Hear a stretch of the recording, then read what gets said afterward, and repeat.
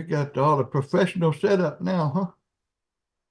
All right, now we're now we're going. Yes, definitely so. Working on it. Well, this has been that's been part of it is building out the studio, doing everything that we're doing, and we're building daily, building daily on the studio itself.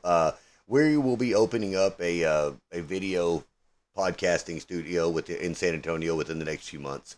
So we're gearing up, grabbing supplies, grabbing equipment, going ahead and setting things up, making sure that we understand the operations of the equipment before we go, invest in a lease, all that kind of stuff. So yeah, Good. Yeah, I've been watching you. It looks like you're blowing and going. well, thank you, man. Thank you very much. And hey, it looks like you are too, John. It looks like you are too. I'm sitting here looking at the email addresses and looking at the websites and looking at all the things that you've got going on. Now, I know we've spoke before.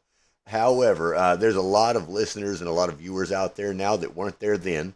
Would you Mhm. like to give and be thorough, give a description of who you are and what you do in this space today? Oh, sure. I'd be happy to, Christopher. Yeah, thanks again for reconnecting with me. It's been a little bit since we met back in the fall, I guess. So my background is out of Austin, Texas. Actually, I went to middle school and high school in San Antonio. So I was after high school, went brief stint in the military and settled in Austin, where I began a long career in the financial planning, retirement income space. Ended up growing my company and selling it in March of 2021 to a law firm in Michigan. Gave me a big chunk of money. And so it was COVID. I bought a motorhome. We traveled, my wife and I, 17 states, looking at what's called opportunity zone locations. And that's a new tax incentive, basically came out of 27 tax code, what they call it, Tax Cut and Jobs Act. And it's similar to 1031 exchange, but it's a lot broader. Sure, Basic, it's an incentive to get people to invest in other low-income census tracts they might have otherwise overlooked. sure. Ended up buying a property in the hotel district in Rockport down on the coast near San Antonio. San Antonio's have a keen affiliation with Rockport. Certainly. It There was a time 100 plus years ago, there were three passenger trains a day from San Antonio to Rockport, if you can imagine. And that says it's such a destination for San Antonio in particular. That's certainly a lot of folks for sure. Certainly a lot of folks for sure that were traveling back and forth. Now I knew it used to be a premier tourist destination. I mean, you got to think about as far as away as it is, we've got a coast. That's the coast of an ocean that we have, and it's only 2 hours away, something like that. Yeah, Yeah, two laptops. sure, sure, sure. That's beautiful. So I could totally understand why somebody in this area would want to, invest in an area like that. So now tell us before you go further with what you got going on there. Tell us you know what? No, I'm going to let you finish your story. Tell us who you are, John. Sorry. Okay. So I was telling you, we traveled and looked at these opportunity zone locations and ended up deploying some capital, buying a couple properties here in Rockport because it's a bit of an anomaly. It's so many second homeowners here that have homes primarily in San Antonio, Austin, throughout the Hill Country, and even Houston. So it's kind of, you had to be in the lowest income census tract. So it's kind of an anomaly that the residents here who report their incomes tend to be retired or low income. So it's a unique situation that I capitalized on.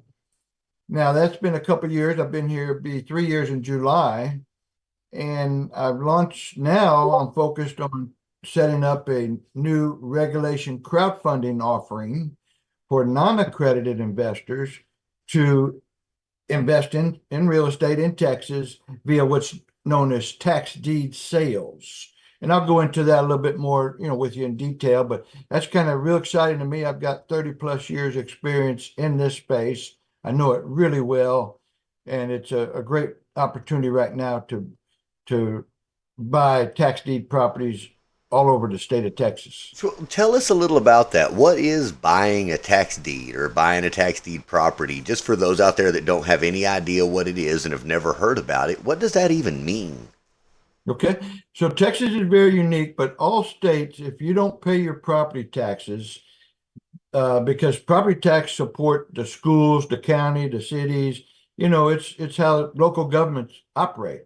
And it's a very high priority lien on the property. It's higher than the mortgage, for Sure. example. If there are other liens and the property goes into foreclosure and gets sold for back taxes, all other liens are extinguished, wiped out, number one, I see. because of the importance of the property tax.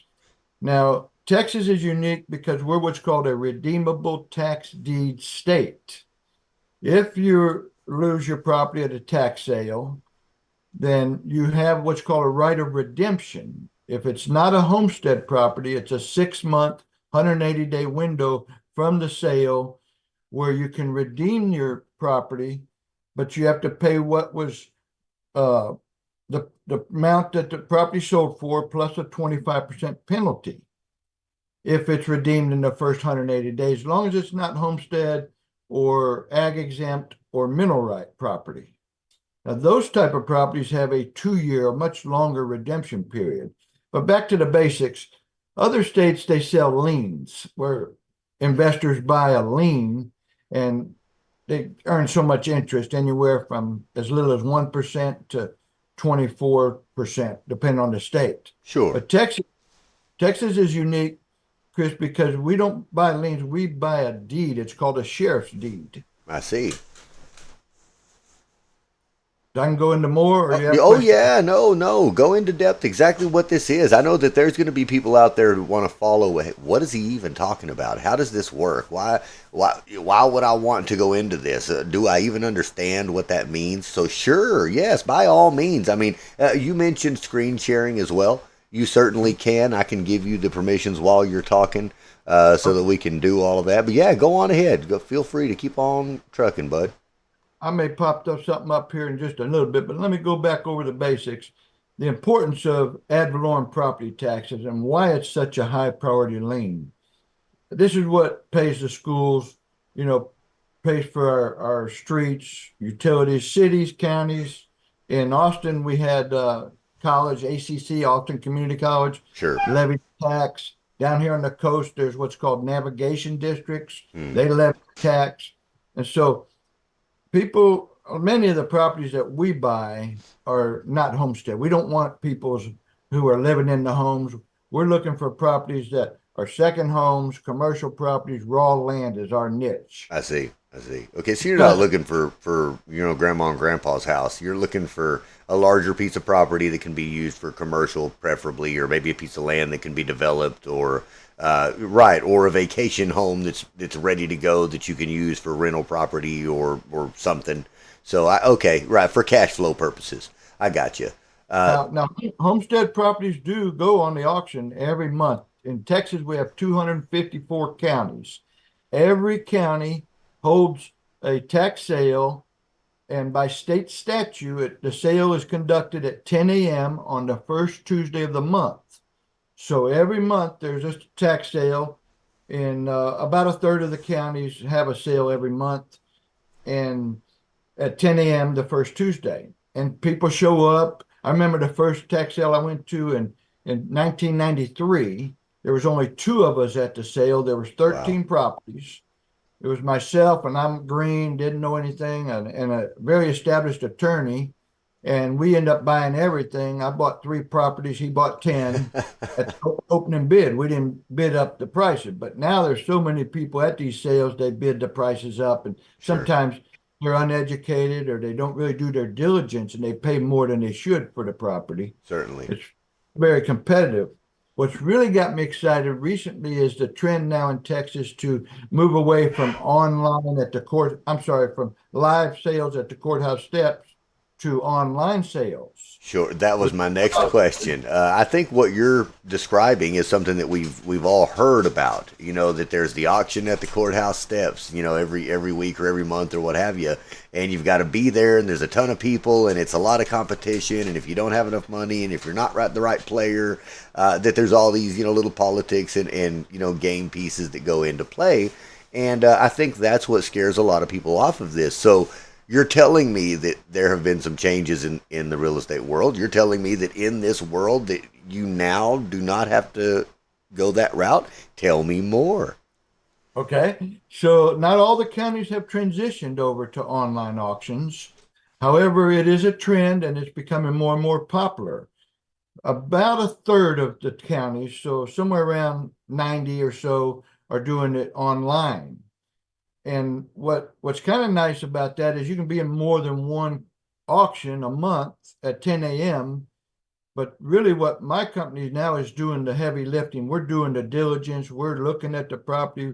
We're doing all the underwriting, and we've created a offering that allows as little as $2,000 non-accredited investors can own a piece of real estate in Texas. Are you kidding me? For $2,000?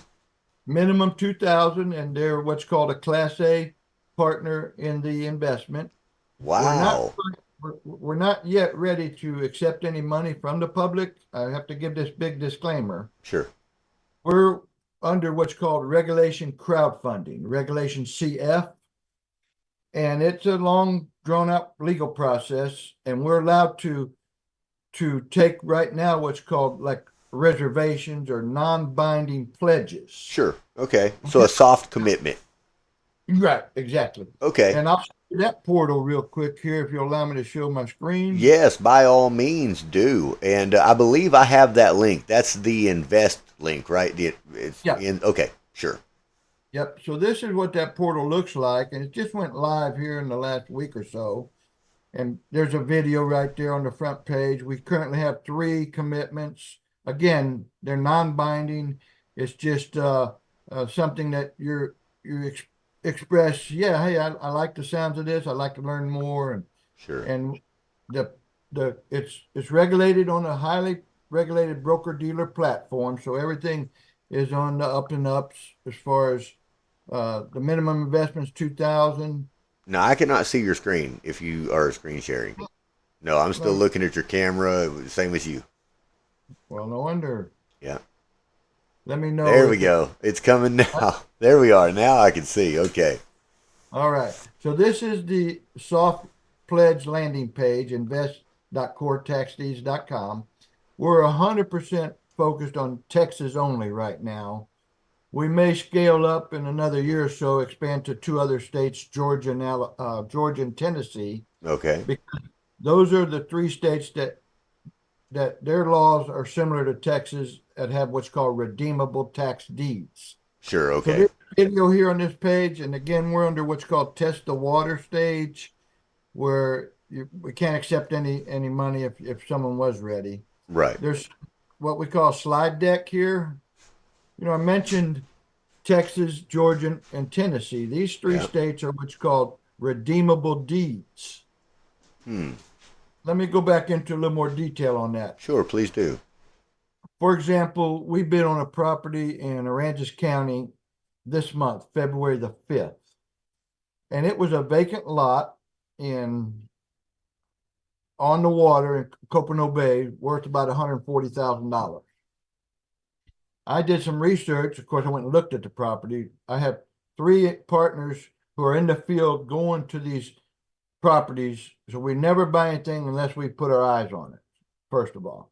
It could be a house that burned down a week before the auction. We don't even know. So we definitely want to. So the high bidder on that property paid like $12,000, and the former owner has a 6-month period where they can come back and pay that price, 12,000 plus a 25% penalty, and reclaim re-ownership. The high bidder, us, now is the owner. We can collect rents, we can put a roof, we can maintain the property. We can't improve it, we can't upgrade it. But if we do anything to keep it in good repair, the penalty applies to all the money we have spent on the property, etc. We get what's called a sheriff's deed without warranty, which means we have a hard time selling the property until the redemption period is over. Now, what did you say the redemption period is in Texas now? If it's not a homestead property, not an ag exempt, or not mineral rights, it's 180 days, 6 months. Okay. All right. 6 months. So Or really, you got to sit on it for half a year. There's no choice. Now you can go ahead and try to start renting it out and making some money on it if you can, But in truth, you can't really do any real work to improve it. It's stupid to, is what you're saying. If you do put in your money, it's still a loss. If they come in there and take it back over, you just got lost everything that you did. No, you don't lose everything.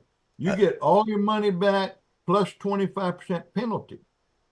okay, You can't lose. The only way you can lose is if we bought property with environmental problems, if there was, a property that wasn't worth what we paid. sure, something that slipped past due diligence, right? Yeah, you Gotcha. And that's why you do the due diligence. Now, you know what? That's a word that a lot of folks don't understand. Would you like to explain exactly what due diligence means when it comes to acquisitions, when it comes to this type, the purchases that you make?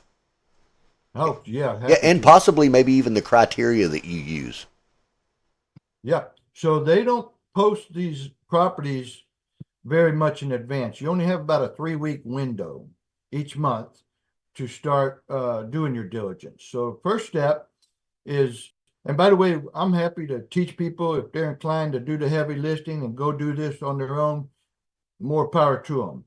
Our market is for people who don't have the time or the desire, but have what's called a passive desire to own some real estate and potentially participate in the upside when we sell it. Certainly. But the diligence, your question, Chris, we identify, first we look at the records at the courthouse, the suit that was filed.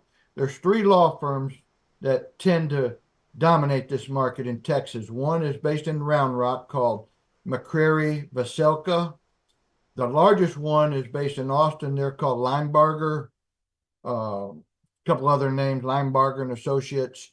So they bring suit against the property owner. Typically, there's 2 years of delinquent taxes past due.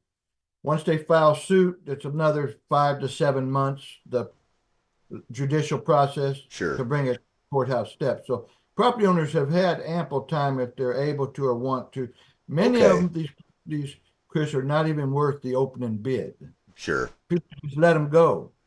Gotcha. Uh, and so, of course, you want to stay away from paying more than something's worth. Certainly, certainly, Right? certainly. Okay, so basically, just doing due diligence is doing your homework. That's what that means. It just means doing your homework, going and checking it out, looking at it, seeing the property, and making sure that it is what you think it is. You look at comps, look at the neighborhood, look at the exit strategy, Sure. and see what our maximum bid we're going to bid up to. Right. If somebody wants to pay more, let them have it. Exactly right, and that comes into your own investment criteria. Is like how much do we put in, how much do we want to put in against this asset, what do we believe we could recover from it? What makes sense to us, stuff like that. So okay, so that's kind of what it is that you do. You and your company, you guys go and you find these deals, and that's really the majority of your work, right? It's out there deal hunting, like finding just the right ones to make sure that your fund and your investors are get the most upside possible. I mean, that's what you all want, is the most growth and growth potential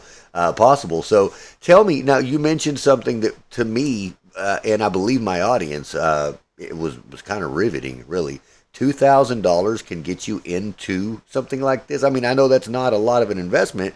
Now, on starting out at that level, if that's all you could scrape together, you got your income tax in, and you don't want to just burn through it, so you say, hey, I want to make it a real investment. Now, what type of return or is kind of expected that they're looking for, and what type of distribution plan do you have worked out for this fund?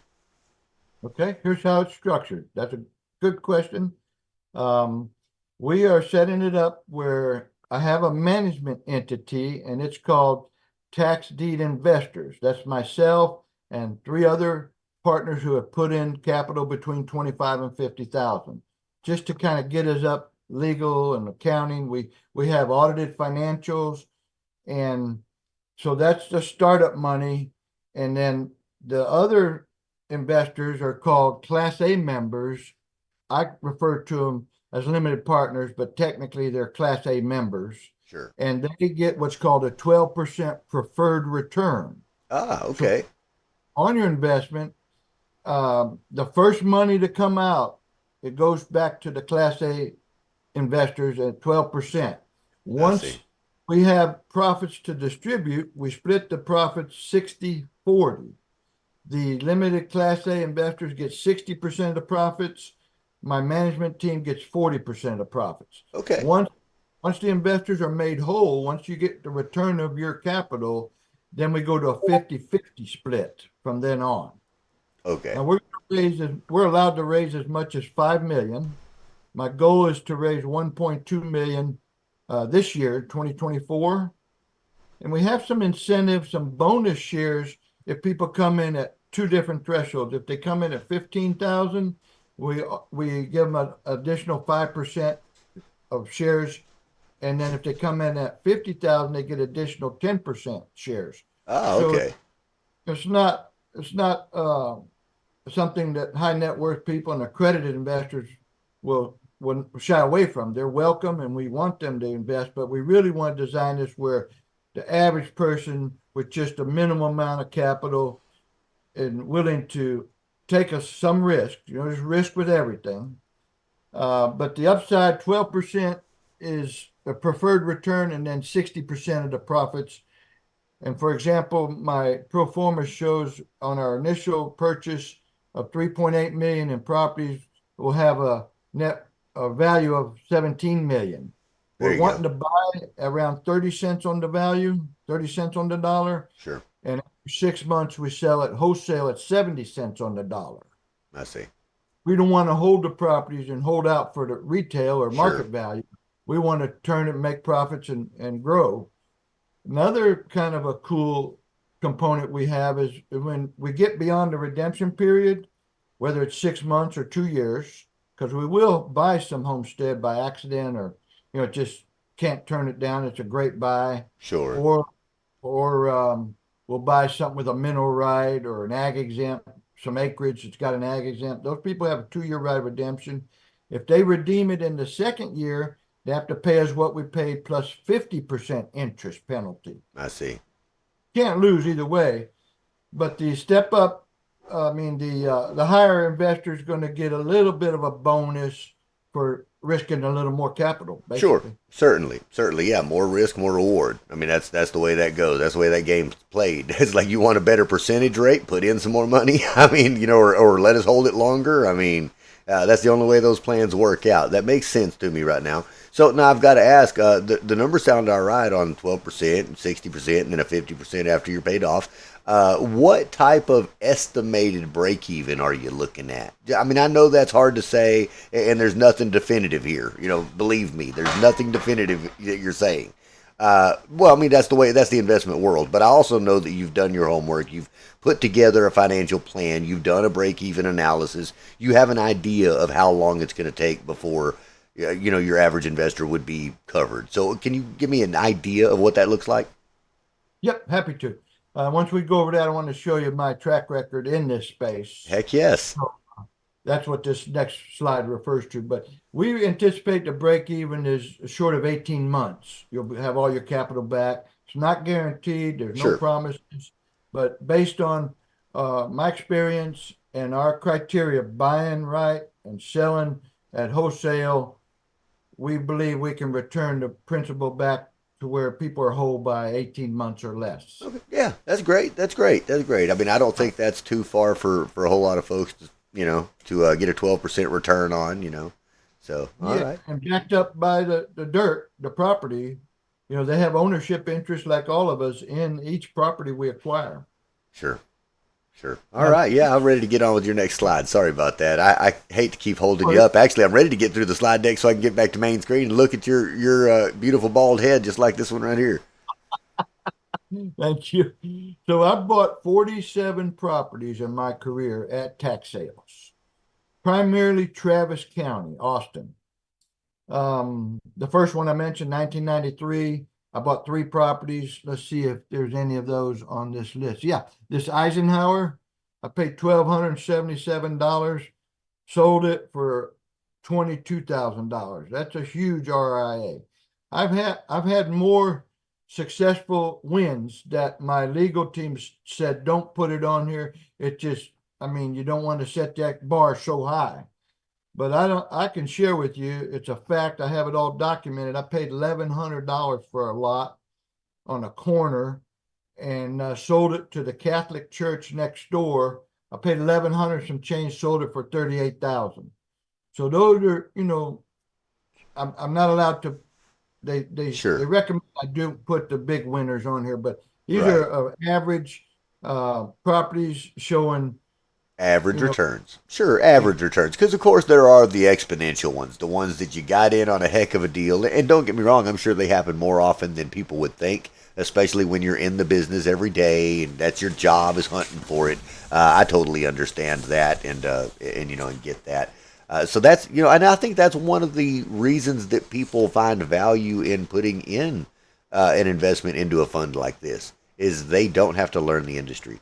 They don't have to go hunt the properties. They don't have to find the deals. They don't have to get the contractors and the lawyers and the team together and the accountants and any of that. All they really have to do is come out of pockets, unask some cash, and wait and get their distribution. So now that's another question I've got to ask. What type of you already said it. How often are the distribution payments scheduled, or is that just at certain percentages? quarterly. Okay, great, We'll, great. we'll distribute quarterly once we have profits. Right, right, right. All right, well, carry on, good sir. Okay. I did want to mention of the 47 properties I've acquired in my career, only 3 have been redeemed. So that's less than 10%. And that goes to speak to the fact that we're not primarily buying homestead owner occupied properties. I think there's a much higher redemption period when you do Sure, buy that type of business model. sure, We really sure, want to end up with the dirt. 25% in 6 months is great. That's effectively a 50% first year yield.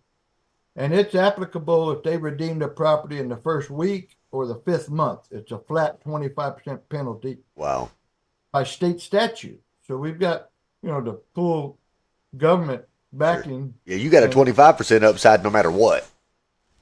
yeah, as long as you don't buy a pig in a poke. Right. I like it. I That's where like it. so another thing about the hard work that we're doing with the underwriting in the field and all the legal research, the comps, that sort of thing, is about half of the property will get pooled or paid at the last minute and not even be available.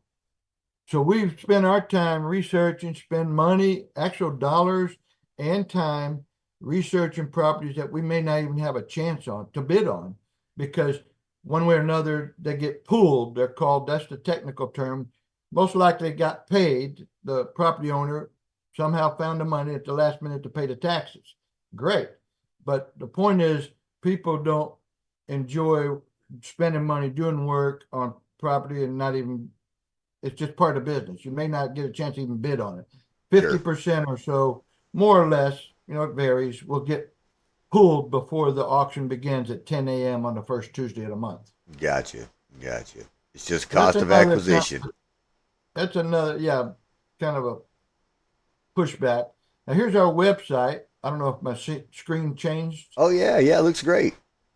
Thanks. Core So there's tax a lot to deeds. learn here on the website. If someone's interested or happy to take any calls at some point in time, text or email. Now, if they can't see that on the screen when they go to watch this, the address is corefundii.com. Okay, so it's Core Funds 2, right? Or That's Core right. Fund, it's singular. So corefundii.com. If you want to look at it, and there will be a link down in the description, but if you want to check it out without going there, that's what it is. It's corefundii.com. So now tell us more about the website and everything you got going on here, John. Okay, so we actually changed our name and why the Core Fund 2 is Okay. called the domain. Eventually, they're going to have it rerouted correctly where the domain is coretaxdeeds.com. That's the website that will be up soon. I say okay. Okay. I Either can way, we'll have the correct link in the description when you get it to me. correct.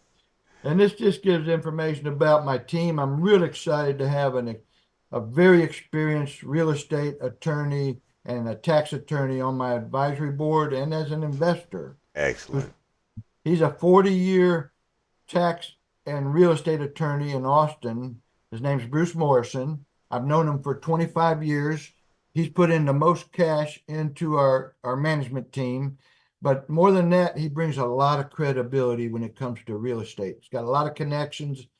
His father was a professor of law at the University of Texas from 1947 to 1977. Wow. So Bruce, our investor partner, manager on the team, he's up in age, but think of it. His father, he's been in around legal practicing law all his life, basically. Certainly. And I also have a securities attorney on my advisory board. We have two field underwriters that are out in the field going to the live auctions, and they're longtime friends of mine who also have skin in the game, minimum 25,000. Sure. And we have another lady investor who's helping us on the management team with all the data compilation. Her name's Bridget. Happy to have her, and she's Excellent. actually used some of her IRA money to invest, and it's eligible for self-directed IRA. If Excellent. someone wants to learn more about that, I'm happy to help them. Awesome. Awesome. Now, I've got to say, I want to get through the screen share so I can have our faces back up here big enough for people to see them on the screen. All right, let's do that. Here There we you go. are. There we are. All right. That's much better. Much better. Boom. Back in I business. really Now, like that red. That contrast with your blue shirt is dynamite. thank you very much. Thank you. And I'll tell you, this studio is fixing to change too. I've got two new desks that are coming in. One came in today. I hadn't put it together yet. The next one, well, they're the standing, rising, blah blah blah desks, electronic desks and all that. But I'll be able to move them around in here because they're on casters. This is really a beautiful room if you get it at the right angle. Where the Are desk is now, you yeah, you where the pretty desk. are you pretty tech savvy, gadget guy? Oh yeah, yeah, yeah. I mean, I can pretty well do most of this stuff, and if not, I can watch a YouTube video and figure it out. That's for sure. So, and I've never just been a techie or anything. Hell, I grew up swinging a hammer. I was out there building houses most of my life. Yeah. But over the last 20 years or so, sure, man, I've evolved just like everybody else. And same thing here. We're on a Zoom call now. I got multiple angles on cameras. I can switch all kind of stuff. I can, all kind of stuff. Like You said if we wanted to take a break, we could just take a break and do something like this right here, and the whole world would just see. We'll be right back. Oh yeah, oh, and that's sweet. oh yeah, before you came on, the screen looked like this. Starting I like soon. Oh yeah, yeah. There's a whole lot of little things that can be done. Over here that I've been working with. But no, I've got bookshelves and all kind of stuff in here. I've been waiting till I got the new equipment so that I can actually roll it around and get good setups, good settings for that particular angle and all that kind of stuff. I had to work with some lighting and everything, but this right here works well anytime I'm doing interviews or anytime I'm doing just a show because it does stand out against any background that you see out there online. I mean, it just works. So, yeah. us. But no, thank you for that. If I recall correctly, you spent a little bit of the time growing up in West Texas. Oh yeah, yeah, that's where I'm from, West Texas. Sure am. Sure am. Been here for about 20 years now, but yeah, the first half of my life was there. Sure was. Still go back every year, go see mom, go hang out with the family a couple times a year. Well, Oh, we need someone who can help cover that part of the state. It's just too far for my team to get out there and look at properties in West Texas. well, that's all that goodness about expansion. You just keep growing and going and everything else. Now, I tell you, John, the name of this show is the Network of Net Worth. The reason that we put this show together is to help you build your network, right? To help you figure out, or not figure out, but to help you find the people that you're looking for. And when I say the people that you're looking for, I mean clientele, right? Who are you looking for as a customer? What's your number one type of person that you want to come and do business with you? Number two, uh, professionally, who do you want to know? Is there a certain type of person like you're really excited to have this new attorney and to have the team members that you've got on? Are there any other team members that you're looking for that maybe somebody in the audience could reach out to you and say, hey, this is what I do, John. I'd love to talk to you more about it. Yes, in fact, we're looking for something called a fractional CFO to help with all the financial accounting, that sort of thing. So that's one space we're looking for. Okay. And there'll be others, but right now that comes to mind as one of our immediate needs. Sure. You're looking for a fractional CF or CFO. Now, what is the difference between a CFO and a fractional CFO? If you don't mind my asking, I don't know. Yeah, so a fractional just spends part of their time on our project, whereas a full CFO, they're like four times the cost, but they're part of your exclusive. They're like more along the lines of a full time. Sure. Oh, I get Fractional. what you're saying. So this guy's going to be more of an advisory position. He's going to oversee stuff, make sure the checks and balances are done at the end of the day, and he's not having to spend all his time on it. You guys can handle the most part. It's just to make sure that you stay as compliant as possible. I see what you're Yeah, saying. we have a accounting firm that's handling our compilations of all of our bookkeeping, and then we have a firm that is doing the tax filings. Sure. But what we do, and I have an auditing company out of Florida that's very slow, very expensive, but it's required to have our financials audited, Right. even though we don't have a big track record. I Right. mean, there's this company and I'm still waiting. That's what's holding us up filing the Form C with the SEC right now is the audit that's being performed. And I was And going I to have, ask you, what exactly is that? What do they audit? I mean, with when you're just launching, what is there to audit? but we had 3 months worth of they're auditing from startup October to end of year 2023, and there's not a whole lot of entries, but they do background checks, bad actor checks. Be sure you're on the up and ups. Don't have any bad history in the investment world or any world really. Okay. And what's shocking to me is they're so nitpicky that I've submitted the CPA supplied financials and they're wanting the commas moved here and have a punctuation here. I never thought I'd pay that kind of money to have an audit on the grammar. Sure, sure. Wow. Well, that's But something interesting to know, and especially if there's anybody out there who's listening who've ever thought about doing this.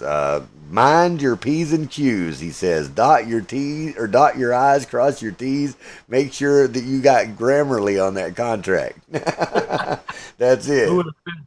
Yeah, so I know you probably recall I had what's called a registered investment advisory firm, which Yes, is a highly regulated RIA practice in Austin that I sold. sure. And the regulators have a space. There's a place for them, but in many cases, it's an overreach in my opinion. But it's not in my control. I have no say over it. I totally understand. I totally understand. Now, I tell you, out of these 47 different properties that you've owned, have any of them just been a humdinger with a cool story that you'd like to share? Whether it be good or bad, whether it be good or bad. Because look, in my history, man, I've had some really good stories about some really bad events. I've had no losers. I've actually can honestly say that we've never lost a dime on any of those 47 properties. Excellent. Now I did have one that it took 10 years to break even. Ah, And that was kind of an anomaly. I'll tell you about that. It's an apartment complex in Bridge City, Orange County, Texas. sure. 45 days after we acquired it, got hit by Hurricane Ike and Oh, had 4 foot of water. This was 2008. Of course, the economy took a dive. All the jobs left Port Arthur. So, those things happen. sure. But Life. there's we were fully insured. We came out okay, but it was a longer hold than I Sure. certainly It wasn't anticipated. 18 months. No, I get what you're Like saying. Yeah, but it like happened. 10 pounds, Right. 120. Right, right. But it happened. That's the thing. In the end, it made its way. It did it. Heck, that's better than a lot of folks can say. A whole lot of folks that I talk to in any real estate game says, "Oh yeah, I've taken several losses before they ever even got a win," and so that's good. You're doing well there. I can tell you another story. Property in Lago Vista, Texas, just north of Austin on Lake Travis. Great community. Sure. It's booming out there. But another thing I just thought of, I wanted to mention is the valuations on real estate have just gone sky high in Texas. So we're at an all-time high in assessed values, and the tax amount of dollars are just climbing up and up and up. Sometimes people are are paying more in taxes than they did when they had a note when they bought their homes and they financed it. Taxes are high. And the reason in Texas we have high taxes is one of the reasons we don't have a state income tax. So a pretty big chunk of that burden is on property owners. So anyway, the property I bought in Lago Vista, I bought a lot for it was about an acre, a little over an acre, a commercial lot, vacant lot. Bought it for around $35,000. Um, Ended up selling it to what now is on that lot is a fire station. So first offer I had on it for 135,000 was for a Ooh, post office in Lago Vista. heck The yeah. second offer, which we ended up closing, was $185,000, paid 30 some thousand for it, and is now a fire station sitting on that property. Right. So see, you're not just over here selling or selling a piece of land that's going to turn into a house or something. No, you're over here dealing with something on a much different scale, dealing with real contracts with real organizations that are going to pay, that are a little safer and a little bit more lucrative too. Wonderful. That's good news for the investors. That's for sure. That's great news for your investors. I love to hear that. Love to hear it. So, hey, tell me what it's like in Rockport. You said you're from Austin. You spent most of your time in Austin. What is it like there? First of all, you said how long have you been in Rockport? In July will be 3 years. Now, before you went there, had you been frequenting that? I mean, because it's a different culture. It's a different culture. I'd come to Port Aransas. You can't live in San Antonio without knowing about Port A. Sure. So growing up, middle school, high school, Port A, which is just less than 30 minutes, it's like 18 miles to the south of Rockport. You got to go over the ferry, so it takes about 30 minutes if you're not on a motorcycle, because the motorcycles get to go to the front of the line. You don't have to wait. And right now, with spring break going on, it's like an hour and 20-minute wait for the ferry. But Rockport, back to Rockport, this is a fishing, the locals call it a drinking town with a fishing problem. Okay, I like it. I like it. It's a number one fishing destination. You got a lot of arts. About 50% of the structures were demolished. Hurricane Harvey made landfall here in 2017, destroyed 50% of the structures. Wow. So we've got a new courthouse under construction, new city hall. It's a great place. The beach is phenomenal, very clean beach for children.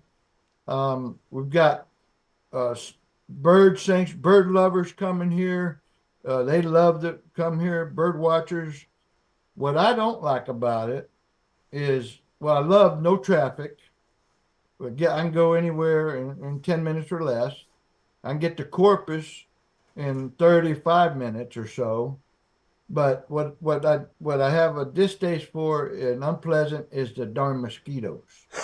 It's just they're- I, my wife has bought something to put over our windows, some extra screens to on the car. Oh my You open the God. door and the mosquitoes just swarm in there. So that's one of the drawbacks. The flat is so flat down here at the coast. I miss the hill country in Austin Sure. and my friends. But as far as overall, I'm liking it here. It's really a great slower pace of life, That's what I was and getting at too. I know it's a different culture, it's a different style of living. And how was that adjusting from the hustle and bustle of Austin, right? The state capital where you're at. I mean, it's kind of party USA as far as the city goes. And Freakville, Texas. I mean, that's what it's known for, is just its weirdness all the way around. Be whatever it is you want to be, however wild and flamboyant about it you want to be, and it's okay. And that's fine. But now you went to a more rural area, the that's a little bit more population relaxed. here, the city's around 11,000. The county's less than 20,000 people. Um, this week we're probably at 20,000 people on the beach, Wow. so it's definitely a tourist destination. Sure. Um, the Austin scene, I loved it. 44 years I spent, raised my only child there, Sure. and I have a lot of friends in Austin. But I just got tired of the growth, the traffic, and the amount of left and center Sure. politics. Sure. You know, Sure. Just you needed a little bit more freedom, and you needed a slower place. That's all. It was time to calm down in life. Time to get out of at that. this stage in life, you're exactly right. No, I totally understand. I totally get it. Sometimes you get to, and I think that that's natural because when we get to a certain age, there's a certain amount of we don't want that BS in our life. We want to handle our own stuff. At the same time, I do know that people of those, a few decades younger, they actually do need that structure, I think, in order to stay okay. So I Yeah, think there's just a time in life for it, and we just move through those phases. So you've gone from totally. needing to do the hustle bustle work thing to, to the housing areas and everything else to now here you are being saying, no, I'm doing my own thing out here on the coast, out on the beach, baby. Yep. I love it. Yep. I got a little golf cart. I get around town and don't spend a ton on gas. I just got back. I wanted to mention I just got back from the National Tax Lien Association's annual conference in Miami. Ooh, 3 days. I spent Wednesday, Thursday, Friday in Miami with about 125 leaders in the tax lien business. okay, And only two of us from Texas. really, They're Illinois, New York, Arizona, and the speakers were phenomenal. But I got reminded of the traffic in Miami. It's like Austin, San Antonio's not like Houston, but the traffic there is terrible, Miami, just like Austin. sure, However, I learned a lot. I was so happy I went. There's a recent um, U.S. Supreme Court hearing related to tax liens. That's all in the media. It was a case in Minnesota where an elderly lady lost her home to a tax sale, and there was some overage. And the state of Minnesota, like 11 other states, they keep the overage, which is rightfully belongs to the former owner in other states. In Texas, for example, if there's $100,000 property that had $10,000 worth of taxes and penalties, because the penalties sometimes are higher than the sure. taxes do. But someone bid that property up to 50,000, that's $40,000 worth of surplus, what is technically called overage, and it rightfully belongs to that prior owner. I see. However, they rarely know about it, number one. Right. But this suit that just went to the Supreme Court of Minnesota said that overage goes to that lady.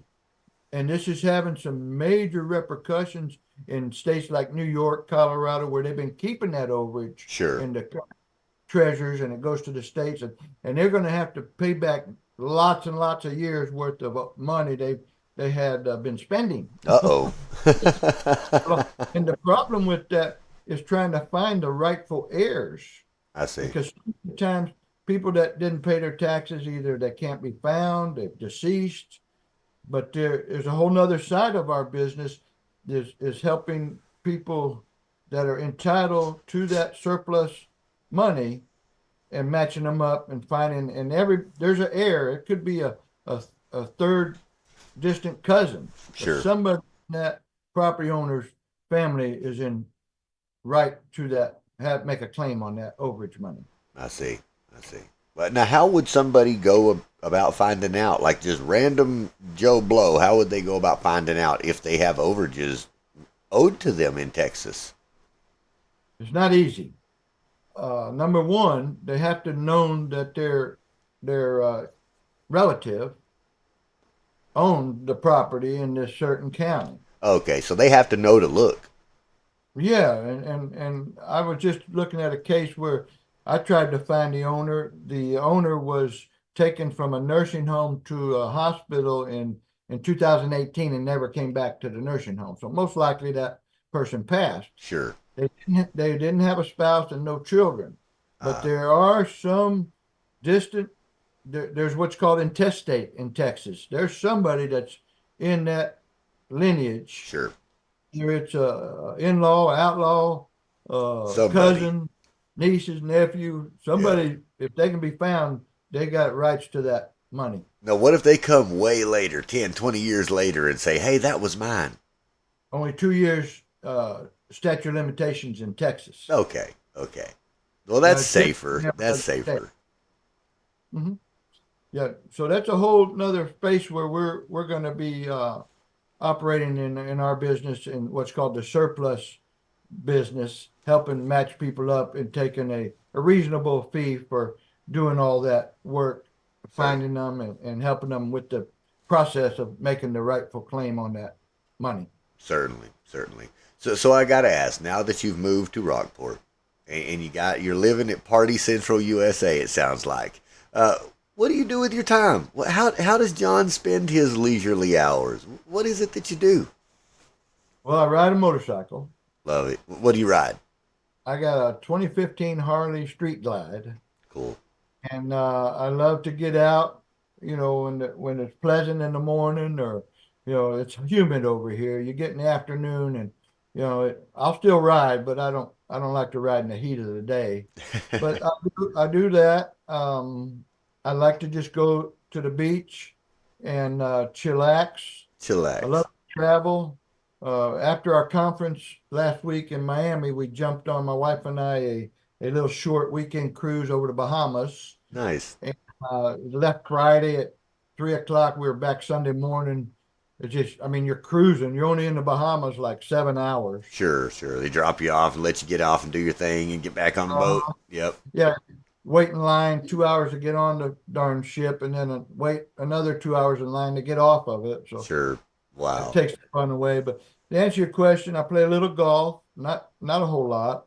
Sure. Travel is, I've got this motor home, and we'll take little quick trips in our motor coach. Love that. Love that. My wife and I discussed that here about a year ago, and we're really still looking at it. Just going, look, we were going to do the whole Web3 gypsy lifestyle, man. Just get in a motor, or yeah, in a We, mobile home or motor home, and go across the country, stop wherever we want to for as long as we want to, run everything we do online, and just be omnipresent, omniplatform, omnidimensional, all the time from a mobile motorhome. that's what we did during COVID. Love We it. were in our own bed every night. Didn't have to worry about bed bugs and COVID in the hotel rooms. Oh, It's nice. I enjoy it. that's good to hear it. Good to My hear it, wife John. does. Well, Mhm. I've got to ask you. I've got to ask you if there are any words of wisdom that you would like to bestow upon our audience. What would they be?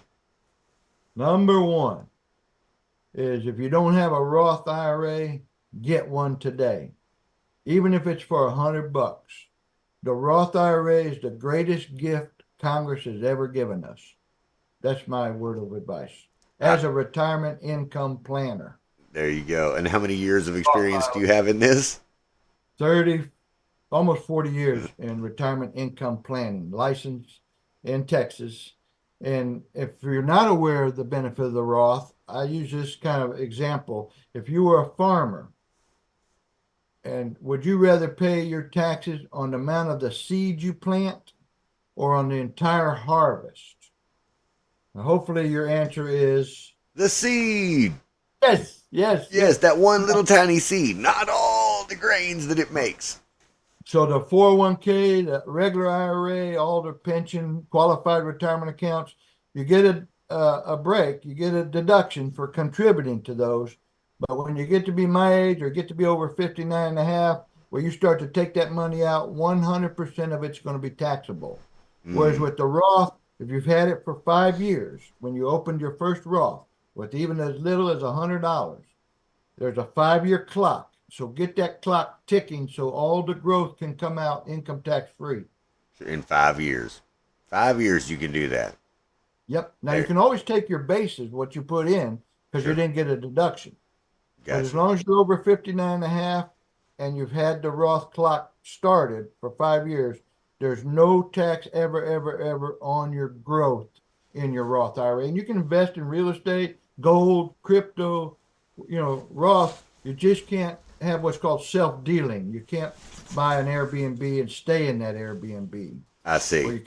you can't fix the real estate. So it's ideal for passive investments like our project on the tax deeds. Sure. Makes sense. Makes sense. Okay. Now, once again, if someone was interested and they had now, what amounts do you accept? I mean, I guess it's unlimited on the upside, right? You can take $1 million, if you wanted to. What is your average? You said your goal is to 35,000. You're kind of what you're looking for from average Joe is around $35,000 investment. No, that 35,000 was a target we self-imposed to say, hey, if we don't raise at least 35,000, you're going to get your money back. I see. Okay, so that's like step one. It's like this is what we're pushing for, and once we hit here, we Yeah, know and it's on like Donkey Kong. But until we get the end, you can get your we're money almost back. there. I think we're at 28,000 with three investors. Whew, So the minimum's 2,000. We've sure, had our lowest investor of the three so far that made a pledge. They haven't parted with their money. We haven't received it yet. sure, Is 3,000. three, But ideally, someone we're happy to take the $2,000 investor. sure, No, all day long. We like it. If ideally they come at the $15,000 level, I think that's the sweet spot for a couple reasons. One, we give them additional interest, bonus shares. sure, Two, you can right now, between now and April 15th, you can put in, if you're over 50, you can put in $7,500 in a Roth IRA for 2023, and you can put in $8,000 for a contribution to a Roth in 2024. So you mm, can get to 15,000. I think that's kind of the sweet spot. sure. Okay, Um, that makes sense. So strategically, that would be the most beneficial for somebody to come in at without it really hitting them. I got you. No, that's beautiful. That's what you want. If you're going to make an investment, you want to make it at that right point. How much is the right amount to come in, so that I'm taxed the least, or so that it costs me the least, I'm penalized the least, so that I get the maximum benefit, whatever it happens to be with each one of these deals. So, all right, 15,000 is like the sweet spot, or more. I mean, 15,000 or more. our largest investor that came in on the management side is at 75,000. So we'll see. Maybe somebody's going to come in. Some of the big boys will like the deal and come in and put 100,000. That'll be great. Now, I are don't they know. still at a 12% pref? Yep. Okay, Everything's similar on the Class A. I do want to make this big caveat disclaimer. It's not suitable if this is your short-term money, your emergency money. Do not invest in this deal. sure, It has to be money that you're willing to risk, right. and you hopefully you don't lose it, but you got to know that that's a possibility. Sure. Yeah, it's a possibility with any real investment. I mean that's really what it is. I mean, very few of them are actually as stable as you think they are. Even the almighty dollar, huh? Just had yeah, one of the guy just invested today is a very young, 23 years old, put in 5,000, and he's discharging right now from the Navy, 5 years of Navy service. So that's all I know about him. Sure. But I'm pretty excited he was able to save at least 5,000 discretionary dollars from his 5 years in the Navy. Sure. Yeah, I thought that was pretty cool, and I stressed to him, actually, I talked to his mom more than him. I Certainly. said, be sure, he's got other monies to, start it, whatever he's going to do in his after Navy career. Sure. Sure. But you got him started and going. Young guy, military, love Yeah. it, love it, love it. And so now, and that's growing. That's early. He's just now discharging from the military. He's got his whole life ahead of him to build this and grow this and use it and use it. That's the Yeah. idea. And buy another one. Right. Right. Right. Now, how many Yeah. IRAs could a person have simultaneously? No limit. Really? Really? Not Okay. that I'm aware of. I'm not aware of any. Now, what's real popular is doing Roth conversions. The government limits how much you can contribute to a Roth. Remember, I said the 7,500. If Sure. you're under 50, you can only put in 7,000. Okay. But there's no limit if you have $100,000 in an IRA, you can convert to a Roth. You may or may not want to because you're triggering a taxable event. Sure. But the strategy is pay the taxes now, Right. and who knows what tax are going to be next. Right now, we're in the lowest tax environment in my lifetime, Sure. and they're going to sunset in 2025. The current tax brackets are going to go back to what they were before 2017, and they're going to go up, and they're probably going to go up even higher with the 40, I'm sorry, 30, what is it, $35 trillion deficit Sure. we have going on. So Certainly. tax planning is very important, and that'd be my second tip after the Roth IRA Sure. is do some tax planning. Awesome, awesome. Well, I've got to ask you, since you're in real estate and this is what you do, is the hunt and the deal and everything else. What is your prediction over the next 12 to 24 months for the real estate market? I hear a lot of conflicting information.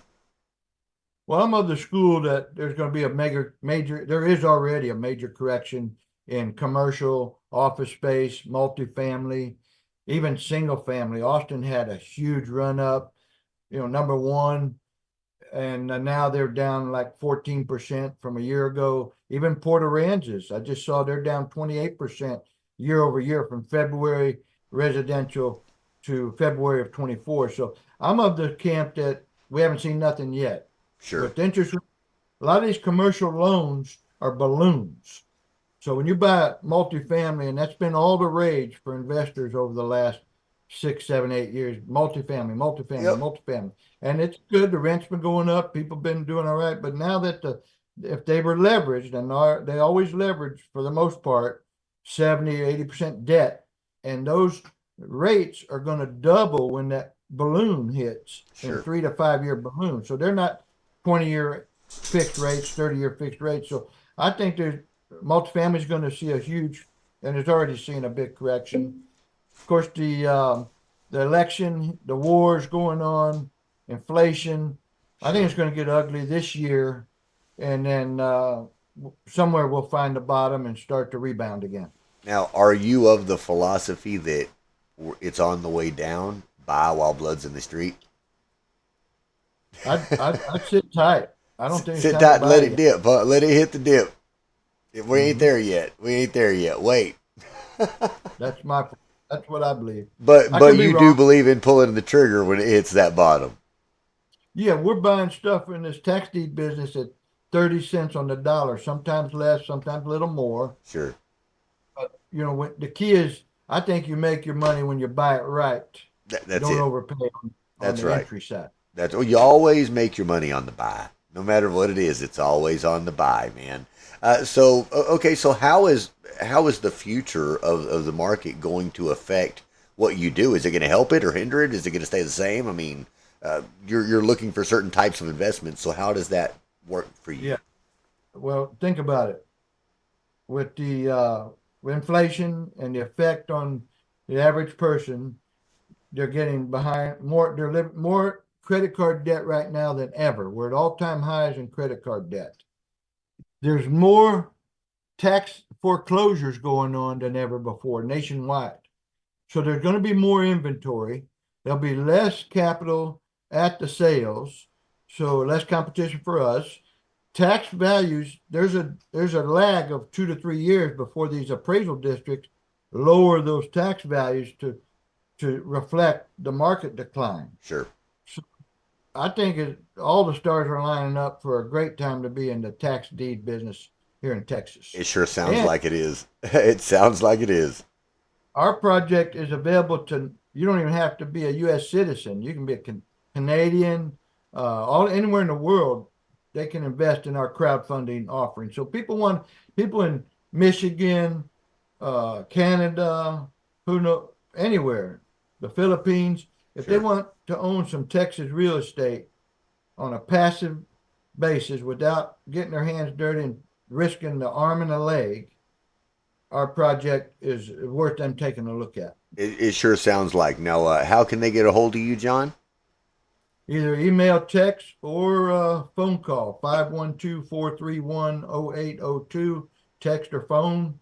And then my email is going to be on this here, John at coretaxdeeds.com. Excellent. Yes, and they'll also flash on the screen as well. I'll do all that for you when we put this together. So, well, I thank you very much for your time, John. I think we've heard what it is that you do, how your fund works, how we can get into it.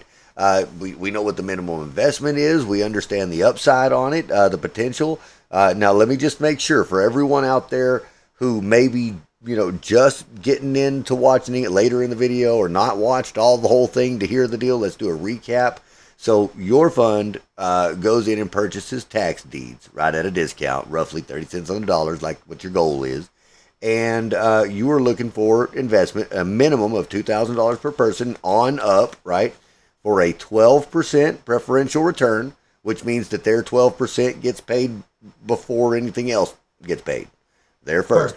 After that's done, up to being paid in full, there's a 60-40 split. Is that correct? Where the investors get 60% of the every time we distribute, and then after you're paid off, it goes down to a 50%. So even after they're paid back, they're still receiving a distribution of 50% of the profits of what you're doing every quarter. Correct. Okay. I wanted to make sure I did. Hey, that's why I asked the questions. When I can do that recap and make it simple for anybody to understand, $2,000 and up. That's it. $2,000 and up. The sweet spot's 15. If you got 15 grand sitting in a Roth, sitting in an IRA, sitting in a self-directed IRA, sitting in a 401k, sitting in somewhere where you need to stick it, hey, they've got a place for you with a 12% preferential return, right? Estimated break even around 18 months once they're funded. Now, what does that mean? That means if you want to get it faster, help fund them faster. I mean, that's all you can do. You help fund it faster if you want it to start faster. That's the rule, the way it works out here in the rules of money, man. I mean, you can't buy something unless you got the money to do it. So, One quick disclaimer. We cannot accept any money right now. We are under what's called test the water stage. We've been with our legal team has been engaged for nearly 5 months, getting all our legal documents in order to file this regulation crowdfunding offering. And you can make a pledge, a non-binding pledge at this point, just express some interest. However, until we file the Form C, which is much like a private placement memorandum and a 506 offering, we're not allowed to accept or even advertise the program, which I gotta be sure we got this disclaimer on here that this is not an offer. You cannot invest right now, and you need to do your diligence. Right, but they can express interest. They can express interest if they've heard something that they liked here. This is the information that they would hear if they were to call you, right? Everything that you said.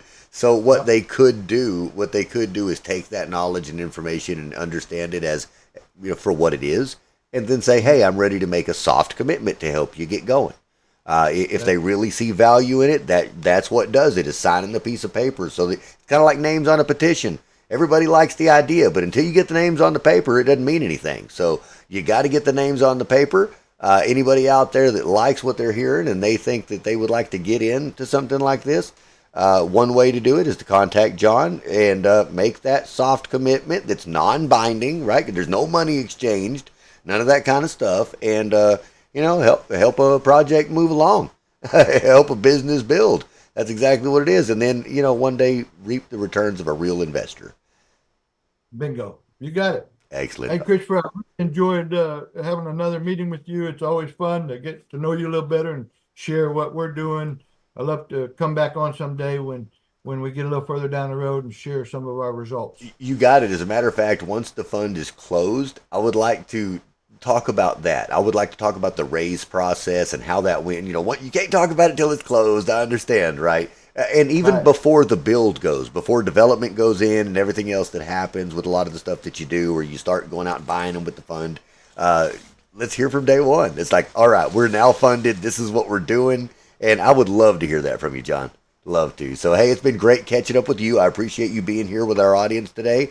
Now, one more time, you're looking for a fractional CFO to join your team.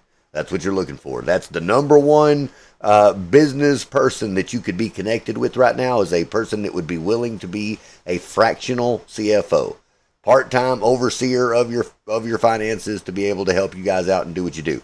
Okay. Now, secondly, you're looking for investors, people who are serious about making a soft commitment. They're serious about a soft commitment on making something happen. So, all right. Thank you very much for your time, John. I hope everybody out there has got the information that they needed. Are there any words, any things, any sentiments that you would like to express that you have not had the opportunity to at this point? Yeah, I want to extend another invitation to you, Christopher, to get down here to Rockport and let's have a meeting, and let me give you a quick tour of this area. Hey, we'll do it. We'll do it. You know what? It's coming up spring. It's springtime now. It's springtime and summertime. Look, me and my wife like to travel too. It ain't even a couple hours down the road. we'll make that happen. Hit me up on the back end. We'll schedule something up for one of these weekends. We'll drive on down and say hello. Sounds good, but the weekdays are less congested. Well, you know what? I prefer that too, man, but it always makes me sound like an old dude, so I don't tell everybody that. So, hey, I tell you what, you schedule me for a Tuesday afternoon, and we're great. All right. Well, hey, John, I tell you, you have yourself a good day. Thank you for speaking with us and being a guest on the Network of Net Worth video podcast, and for sharing not only the opportunity with everyone, but sharing what it is that you do in life and who you are as a person. We really appreciate that. The main focus of this show is not only about the opportunities, but to let people know what it's like to be a human being in these particular fields of industry. You know, you're an investment fund manager, and to a lot of people, that's a foreign entity. That's something that they don't even know what that means. What's that? And what is this? What does a conversation with an investment fund manager even sound like to some people? They don't know. They've never heard the language before. You being on this show educates a lot of people, and I believe that this form of media, coming live, having real conversations, and then making them public to the world, it will educate people in a way that they weren't privy to in the past. You know, when you had to sit back in the shadows and wonder what it looked like to be a fly on the wall. Well, you get to be a fly on the wall. You and I have just been speaking for an hour and 10 minutes about investment funds, about real estate, about the state of the market, about how people can join an opportunity, what it takes to do it. About the economy, about taxes. Everything.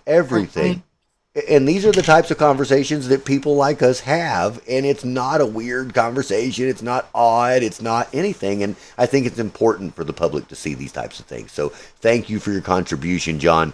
You have a fantastic rest of your evening. You too, and best wishes with your program. Yes, sir. Have a good day. Bye-bye. Recording stopped.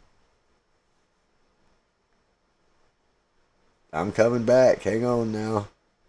Hang on.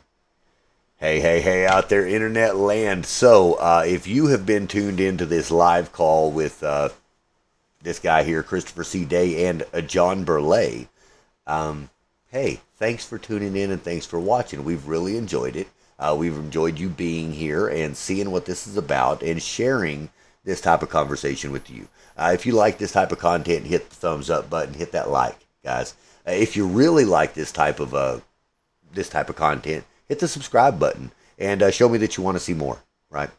If you think that this type of content has value in your life, that it could really, truly add value to your life and other people, hit that share icon, okay? Share it with your friends, fans, family, and followers as well so that they can get in on this type of conversation, this type of information, and just see what it's all about, right? So I kind of look at this channel a little bit like ASMR for entrepreneurs. Whatever it is you're into, if you want to know kind of what that looks like and what those conversations are like and what the type of people are, these are real people. Real people that have real positions just like you, and you can see if they resonate with you. See if that type of lifestyle is you, right? Or could be. Hey, thanks for watching. This has been a live presentation of the Network of Net Worth. I've been your host, Christopher C. Day. Have a good night.